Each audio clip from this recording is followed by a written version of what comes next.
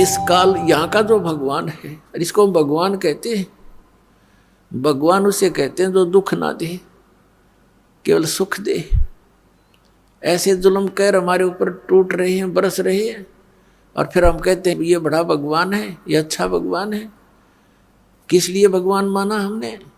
कि देखो कितने अच्छे काजू किस्मत सेब संतरे फलदार वृक्ष हमें दे रखे, फल दे रखे, और ये इतनी बड़ी पृथ्वी पर कैसे बाग बगीचे बना रखे हैं। ये किस लिए बना रखे हैं? और आपको फिर वो भूल जाते हो कि आप किसी का बेटा मर गया, किसी की बेटी मर गई। पीछे सी समाचार पत्र में पढ़ने को मिला, यहाँ बच्चे बता रहे थे कि एक परिवार ने मन्नत मानी किससे? बालाजी से। उनका पुत्र हो गया, और उस पुत्र के केस उतरवाने के लिए, मत्था टेकवाने के लिए उस बालाजी में जा रहे थे। 4-5 सदस्य थे, 7वां छोटा सा लड़का था, 3 महीने का। रास्ते में दुर्घटना होगी, वो बच्चा बच गया और वो सारे मर गए। बताया खाक मन्नत दी उसने, किसने दी? ये भी भूल है हमारा कि उसने पत्थर ने दे दी, उस बालाजी ने दे दी। एक भगत सुना रहा था, बोला जी हम पहले तो भूल में थे। उसने एक उदाहरण दिया कि एक भगत हनुमान जी की पूजा कर रहा था। हनुमान जी वहाँ प्रसन्न हो गया, आ गया, बोल भाई क्या मांगता है? नो बोला जी बढ़िया से सूट दे, मेरा तो कपड़े को नहीं। नो बोला भाई मैं आप लंगोट में रहूं तो न कितने थान दूंगा। हनुमान जी ने कहा भले आदमी तो भगवान की भक्ति करे, मैं भी भगवान की भक्ति करूं, मन भी कर दे, क्यों दुखी कर रहा है मेरे को? तो पुण्यात्मा, हम बिना ज्ञान के डले ढो रहे थे। अब इस तत्व ज्ञान से हमें पता चला। क्या बताते हैं गरीबदास साहब जी कि जगत का पेखना पेख्या, धनी का नाम ना लेखा।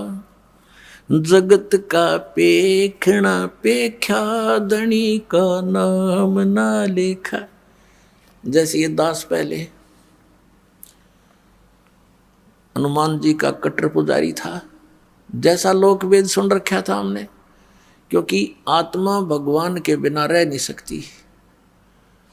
पुण्यात्माओं, यहाँ चाहे कोई करोड़पति हो, चाहे अरबपति, चाहे खरबपति हो, और चाहे सारी पृथ्वी का पति, और उसको संतान भी हो, संतान उसकी नेक भी हो, पर संतुष्टि नहीं हो सकती।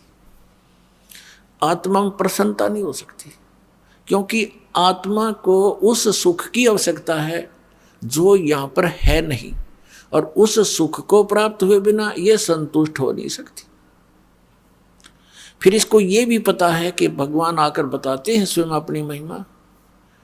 अब कबीर परमात्मा कहते हैं, धर्मदास सुन अमर कहानी, अपनी महिमा हम आप बखानी। कि अपनी महिमा मैंने आप बतानी पड़े आकर के। इस मेरी महिमा का बताने वाला इस पृथ्वी पर कोई 21 ब्रह्मांड में नहीं छोड़ रखा, इसलिए किसी को याद ही नहीं रहा। सबको भांग पिला रखी है, सबके 3 इंजेक्शन लगा रखे, तीनों गुण इनके ऊपर प्रभावी है। इनको सो दिए को ना, इनको जितना दिखाई ये बेटा बेटी कार कोठी आगे कुछ दिखाई नहीं देता इन बोली आत्माओं को, इतना बांध दिया इनकी बुद्धि को। तो क्या बताते हैं कि अपनी महिमा मैंने आप ही आके बतानी पड़ी। तो इस परमात्मा के से प्राप्त ज्ञान के आधार से हमें फिर दिखाई देने लगा। जैसे ये दास पहले हनुमान जी का पुजारी था, लगातार 25 वर्ष तक, यानी 10-12 वर्ष का ये दास ऐसे अपने साथी विद्यार्थी से सुनकर कि हनुमान चालीसा का 7 बार पाठ करना चाहिए प्रतिदिन, और श्री कृष्ण भगवान परम शक्ति है। वो ब्राह्मणों का लड़का था, और हम ऐसे कुल में जन्म लिया हुआ था, अच्छे आदमी सारे थे, लेकिन राम नाम का आसपास नहीं थे। राम की तो दिन में चर्चा भी नहीं चला करती, दिन रात में कभी भी अपना पेट भरने के धंधे में जुड़े रहते, हमें भी जोड़े रहते। तो उससे थोड़ा पता लगा, एकदम आत्मा उभरी तो जैसा लोक वेद सुना था उसके आधार से दृढ़ होकर लगे।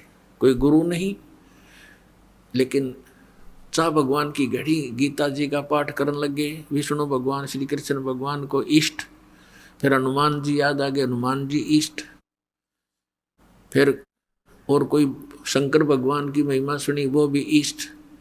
यानी हमने 36 खत्म कर रखे थे, लाभ कुछ भी नहीं था। यदि पूर्व संस्कार से कोई हमें लाभ होता था, क्योंकि बच्चे पढ़ते हैं उनको तो यही बड़ी बात होती है कि वो परीक्षा में पास हो जाए। तो परीक्षा में पास होते थे। हनुमान जी की बाबा श्याम जी दादा लाई पूजा थी, उनका शुक्र मनाते। फिर श्री कृष्ण जी विष्णु जी का शुक्र मनाते, फिर श्री शंकर भगवान का शुक्र मनाते और खुश हो जाते। बस पास हो गए, फिर भूल जाते, अगली परीक्षा में फिर याद करते बस। और फिर जैसे विवाह हुआ, फिर संतान की इच्छा होती है। हम संतान को सबसे पहले पुत्र प्राप्ति की इच्छा करते थे। अज्ञानता के कारण हमें ज्ञान नहीं था, लेकिन पुत्र और पुत्री में पुण्यात्माओं भूल का भेद मत करना। काल ने हमें यहाँ मूर्ख बनाकर पीड़ित करने के लिए, दुखी करने के लिए यहाँ इस तरह की गलत रीति रिवाजों में जोड़ रखा है। तो पुत्र उत्पन्न हुआ, बड़ी खुशी मनाई, नौकरी प्राप्त हुई, फिर भगवान के गुण गाए। अब पता चला कि जिन भगवानों को हम ये मान रहे थे कि ये हमें सब कुछ दे रहे हैं, वो ना कुछ दे सकते ना हमसे कुछ ले सकते। ये स्वयं स्वीकार करते हैं कि हम केवल नियमित कार्य ही कर सकते हैं। जिसके भाग में जैसा है पुण्य या पाप, हम उनको एज इट इज पूरा भुगवाना हमारा कर्तव्य है। उसमें कोई परिवर्तन नहीं कर सकते, अनुग्रह नहीं कर सकते। और श्री शिव पुराण के अंदर ये काल भगवान ब्रह्मा विष्णु और अपने पुत्र शिव को, शंकर को वहाँ संबोधित करता हुआ कह रहा है कि तुम सभी को अलग अलग विभाग दिए हैं, सतिथि, उत्पत्ति, संहार, लेकिन ये अनुग्रह तुम नहीं कर सकते किसी पर। अनुग्रह माने कृपा। तो फिर ये भगवान की से जब अनुग्रह नहीं कर सकते, हम दुखी हैं तो दुखी देखे जाएंगे। इनका भी कोई भी वश नहीं चलेगा, क्योंकि इनकी पावर से बाहर की बात है। तो हम इनसे ही ये सब लाभ मान रहे थे। तो यहाँ परमात्मा कहते हैं जगत का पेखना पेख्या धनी का कितना ना लेखा। जो हमें सब कुछ दे रहा था, हमें सब कुछ उपलब्ध करा रहा है, हमारे दुखों का निवारण कर सकता है, उसका कहीं नाम भी नहीं, जिक्र भी नहीं। अब इस प्रकार से हम परमात्मा की भक्ति महिमा से अपरिचित होकर के ये सब क्रियाएं कर रहे थे और इन भगवानों पर आश्रित थे। कबीर परमेश्वर जी कहते हैं कि धर्मदास सुन अमर कहानी, हमने अपनी महिमा आप बखानी। क्या बताते हैं परमात्मा कबीर परमेश्वर जी? कबीर पीछे लग गया जाऊं था मैं लोक वेद के साथ, रस्ते में सतगुरु मिले भाई दीपक दे दिया हाथ। कबीर परमात्मा जी कहते हैं कि इस भक्ति के मार्ग में, भक्ति के सफर में हम लोक वेद के आधार से चल रहे थे, और इस भक्ति मार्ग में, इस रास्ते में हमें सतगुरु मिल गए। उन्होंने तत्व ज्ञान रूपी ये दीपक टॉर्च हमें दे दिया।